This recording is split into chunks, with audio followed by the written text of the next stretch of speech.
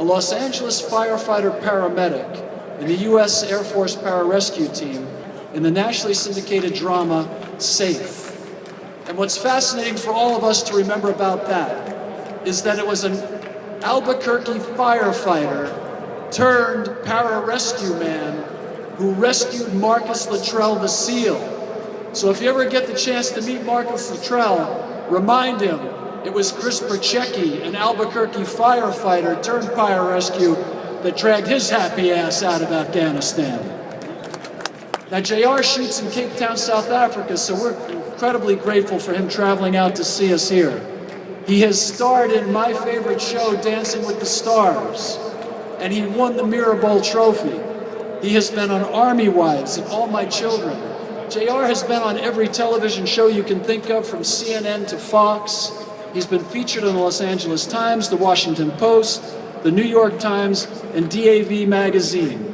He was also on the cover of People in the Sexiest Man Alive edition, which I didn't make. JR has also received awards for his work with burn survivors and disabled veterans.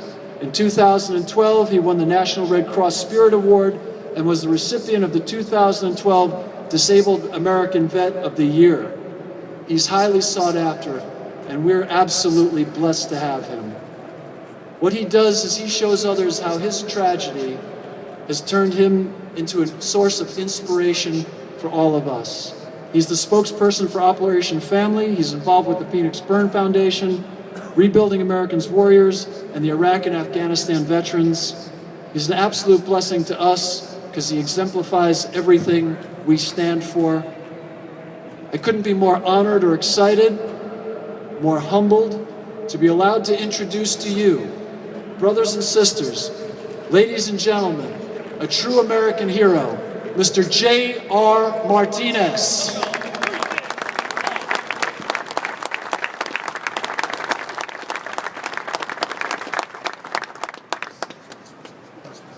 Doesn't matter.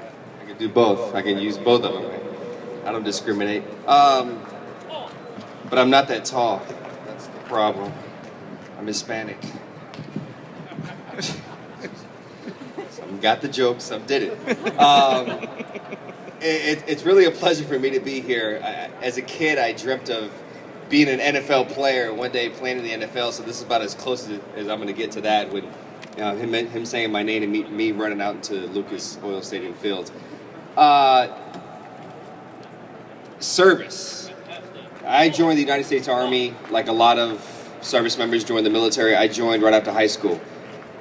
I joined for a lot of reasons, but one of the biggest reasons I joined for was because I wanted to serve. I wanted to give back. I wanted to contribute, especially since I graduated from high school a few months after 9/11 had happened. So we already had troops in Afghanistan, and there were rumors about troops possibly going over to Iraq. Now, when I got into the Army, I thought in my mind that I was going to do 3 years. That was it. I was going to do 3 years, I'm in and I'm out. I'll be 22 when I get out of the Army, and it'll be a great experience. However, when I got in, once I was in it, I love what it was about. I learned even more about what service is. And I appreciated being a part of that element, being a part of that alumni of individuals that are willing to voluntarily put their lives at risk every single day to give other people the peace of knowing that there's other people out there that are willing to do that for them. Well, unfortunately for me, my service, my opportunity to serve was taken away from me because of an injury.